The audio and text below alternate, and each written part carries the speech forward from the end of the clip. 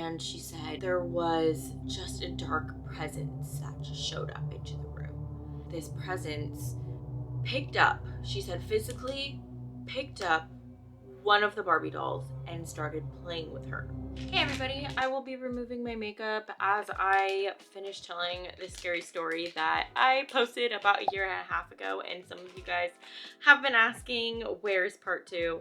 Honestly, I just didn't think that anybody cared to listen to the story, which is why it took me so long to put this out, but it makes me happy that even just a few of you guys want to listen to the story, because let me tell you, it gets super juicy. So I am about to go to bed soon. That's why I'm looking super tired.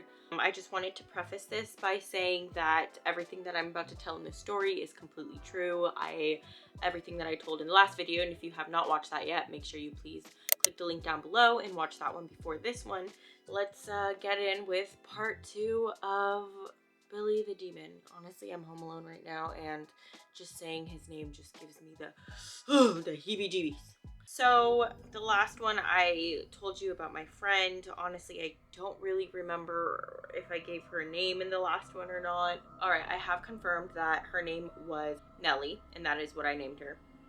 So we're just gonna keep going with that. Nellie ended up going to my school. She had gotten kicked out of hers, and she would start talking about this shadow man. And mind you, we were in 8th grade at the time. Always talk about a shadowy, creepy figure, describe him. She called him Billy. She would just kind of act almost possessed in some situations, and it only got worse when she was sad or crying or something bad was happening in her life. Moving forward, after the end of our 8th grade year, we were deciding on what high schools we were going to go to.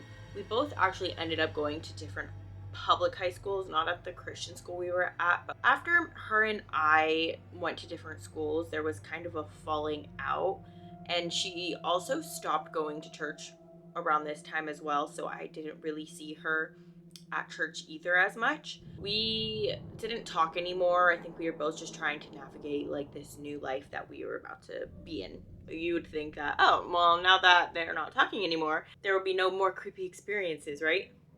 Right? Yeah, well, that's what I thought too. Like, it wasn't even in my brain anymore. I'm like, okay, well, she's not around, so there's no more creepy shiz, you know? No more creepy shadowy figures named Billy. Boy, was I wrong. So this part 2 of the video is kind of going on a continuation of my experiences. I believe it was around 10th grade. I was hanging out with one of my friends who went to another public school, not the one Nellie went to, and not the one that I went to, but she also went to our church, but after Nellie had left, if that makes sense. So they didn't really know each other. They didn't really talk. I think they had seen each other, but know each other like that, if that makes sense. We're gonna call her Mandy.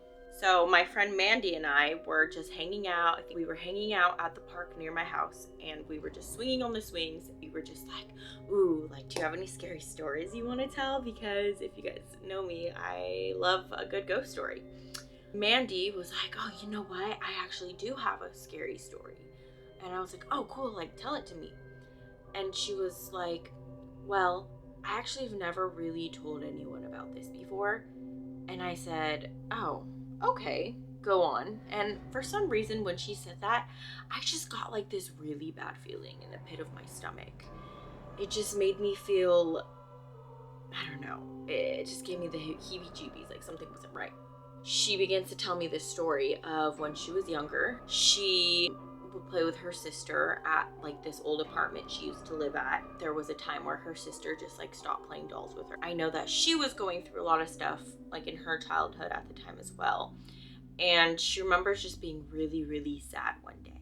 Like, she just felt distraught, like her sister wasn't hanging out with her. She did say she was playing Barbies by herself, feeling just lonely. And she said there was just a dark presence that just showed up into the room. This presence picked up, she said physically picked up one of the Barbie dolls and started playing with her. I know this sounds crazy, you guys, and it sounded crazy to me too, but just bear with me. Bear with me. She starts playing with this dark figure that just comes in. And from that moment on, she said he would frequent her bedroom when she was by herself, or like normally he would come when she's sad or lonely, and he would come and talk to her.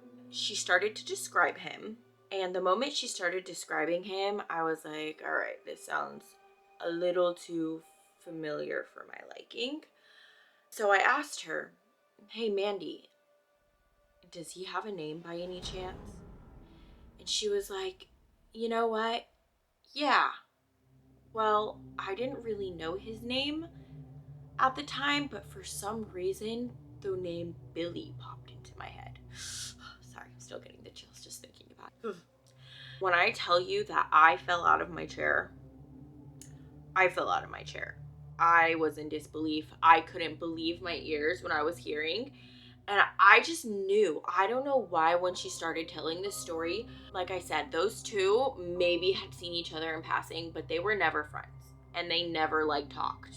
She started coming to the church around the time that Nellie stopped coming or like came less frequently. And they were in very different like friend groups. And I told her, you know, my experience about Nellie and all this and that, and she starts crying. She's like, oh my God, he's still here. He exists. Like, I buried that part of my childhood. Like, what if he comes back for me?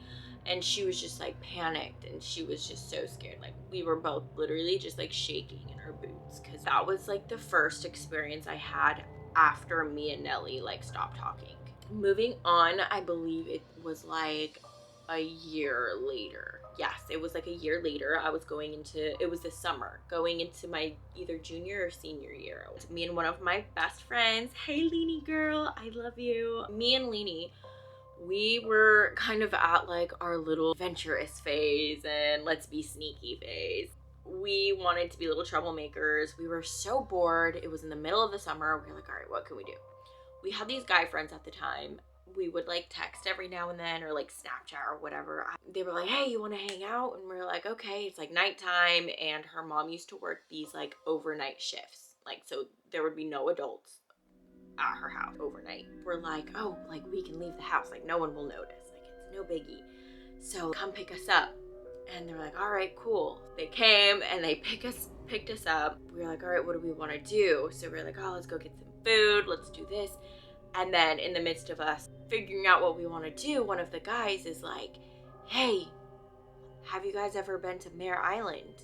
And for those of you guys who aren't familiar with the Bay Area, Mare Island is an abandoned naval shipyard. Yeah, it's been abandoned for, I think, since like the 70s or 80s or something like that. So it's just like a bunch of abandoned buildings. So he was like, have you ever been to Mare Island at night? And we were just like, oh no. And knowing me, I'm kind of like really into the creepy and the paranormal. So they were like, oh, all right, well, there's this building I went into. It's really creepy, and I know how to get in, and this and this and that. We were like, oh yeah, that sounds like a great idea. I remember exactly that night because it was a full moon. It was around midnight. I remember the sky was so bright because of this moon. I just remember driving around for an hour, like looking for this building that he keeps saying. He was like, no, I swear it's here. I just don't remember which one it is. So we just drove around forever, and they had like had a couple patrolling cars like going around all of Mare Island just to make sure there were no people like violators like us. Teenager Quinny. Finally, we were like, ugh, come on, where is this place? Finally, we end up finding it, and it's just like a regular building. It almost looks like a hotel from the outside, but it wasn't. We walk out of the car. He parks it kind of like hidden in like a spot that's a little bit hidden from like the main road in case the patrolling cars. And we were like, all right, how are we supposed to get in? Everything's boarded up. And one of the guys was like, oh no, I know there's the second story window here somewhere. So we lopped around the whole building until finally there was indeed an open second story window. And it was like a pretty low window. I mean, it was still high, but it wasn't like impossible to reach. The guys boosted the girls in first, so we went in first. And then I don't even know how they got in, to be honest. So the first thing I noticed when I got into this building was, oh, we were in a girl's bathroom. We walked in through a bathroom window and everything was just abandoned. It just looked like a horror movie. I play a lot of action horror video games, and it low-key reminded me of like some of the buildings in those video games that were like in disrepair and falling apart and kind of creepy. It was late at night, so there was no electricity, nothing. So we had our flashlights from our phones. We walk through this hallway, and I come to notice, I'm like, there's like hospital beds and stuff in there. So I think it was a recreational building slash clinic building. I'm not really sure to this day what it was. It resembled almost like a hospital, but it wasn't a hospital. It had like other stuff in it, but it gave very much hospital vibes. So while we were going through this building, the guys were like, "Oh my god, like don't look around, girls," like, because we were already freaked out. Me and Leanie were like, "I don't know if this is a good idea." We were starting to chicken out. We was, what happens to kids in scary movies? What if a guy with a chainsaw comes out? Like, we're good. So they were like, "No, like it'll be fine. It'll be fine. Let's keep going." And they were like, "Just don't look around." And I was like, "Well, if you tell me not to look around, I'm gonna look around." Lo and behold, yes, I look around. Let me tell you, there were devil worshipping and Satan worshipping symbols all over the ceiling, the side of the walls. I'm gonna insert some examples here, but literally, I kid you not, I was like, what the heck has been going on in these buildings? That's when I was just like, okay, this is starting to get a little too much for me. And also written on the walls were words of, "The devil's this way," and there's like arrows pointing, and yeah, guess what we do? We follow the arrows. And so we follow the arrows into the end of this hallway where there's two double doors. One of the double doors has been kind of like broken down a little bit. Right above the double doors, it says, in like big black handwriting, "The devil is in here." Okay, that's creepy. So what do?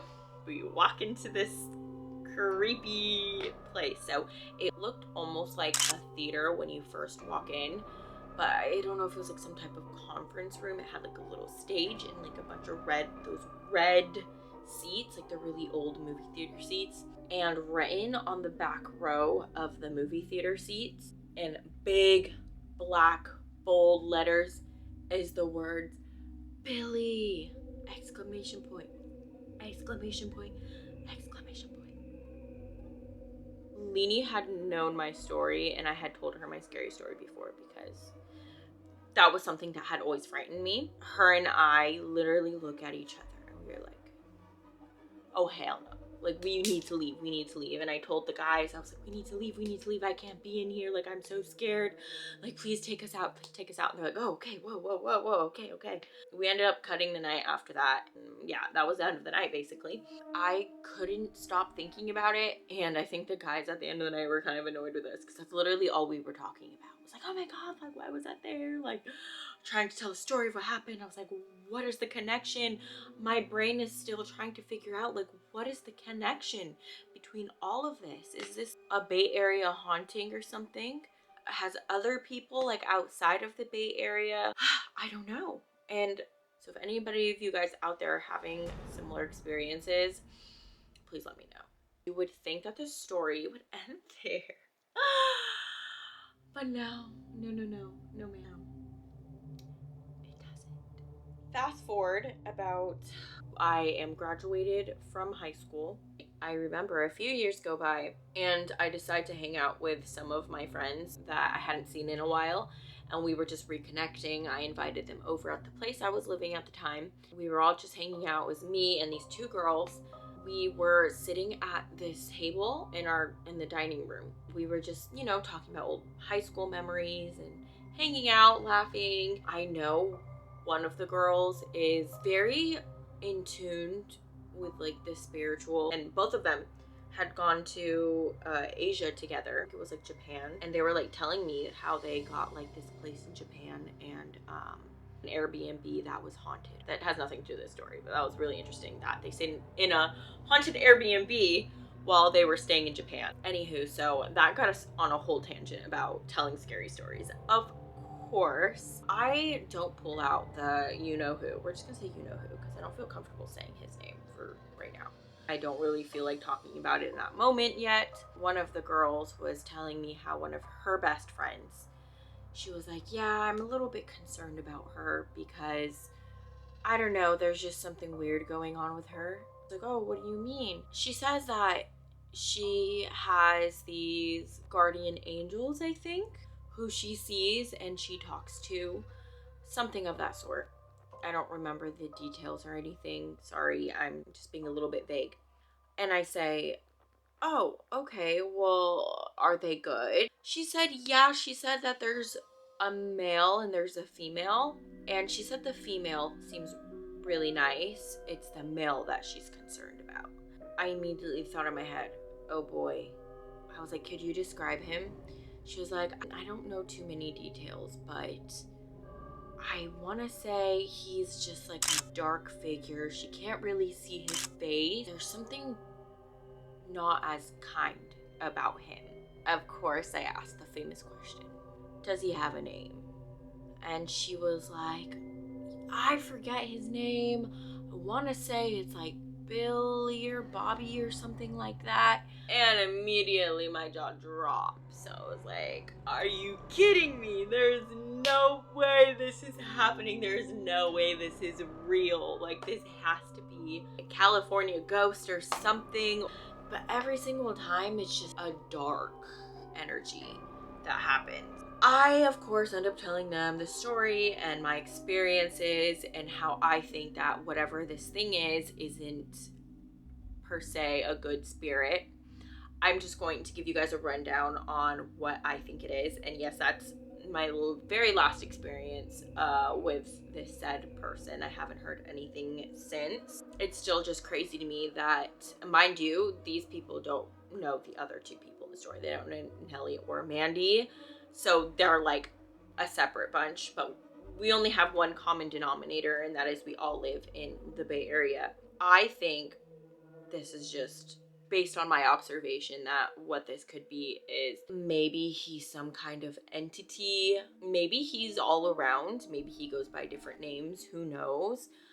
All I know is he's a dark, shadowy figure. He's really tall. You can't really see his face. You can't really tell if he's nice or mean. Like, you can't really get a grasp, but there's something unnerving about him and something dark. He normally comes to people who are not doing too good in life. Normally comes to people who are going through things or sad. I don't know if he feeds off of people's sadness. I honestly couldn't tell you, but the fact that I did see those devil worshipping signs in that one building, on the door it said Satan is this way, or the devil is in here, sorry. His name was in big black letters when you first walked in. I don't know if that says something about if he's evil or not, or maybe some kind of demonic entity.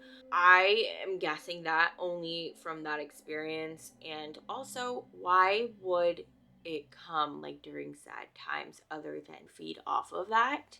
Do I think it's real? Yes, I do. I used to think that Nellie was probably either lying or over exaggerating things, or she's always known to not be a liar per se, but definitely be over exaggerative on things. She was unwell in many different ways. So I used to not take it seriously sometimes, even though it would scare me. I would always try to tell myself it's like not real. She's probably just, something just must be wrong. When all of these experiences happened after, I was like, all right, these are way too many coincidences for it not to be anything real. Anywho, that's all I have for you today. Thank you so much for sitting through this story time. I hope it was interesting enough for you. I personally think it's an insane, mind-blowing thing, and I still am mind blown till this day. So if any of you guys have any more information or have heard of this, please let me know down below. I would love to hear about it. Maybe one day I'll get the answers. One can hope. All right, my fellow adventurers, thank you for listening to my story time. Thanks again for being patient as I posted it. If you made it this far, hope you have a wonderful night. I'm going to bed. Big Daddy out.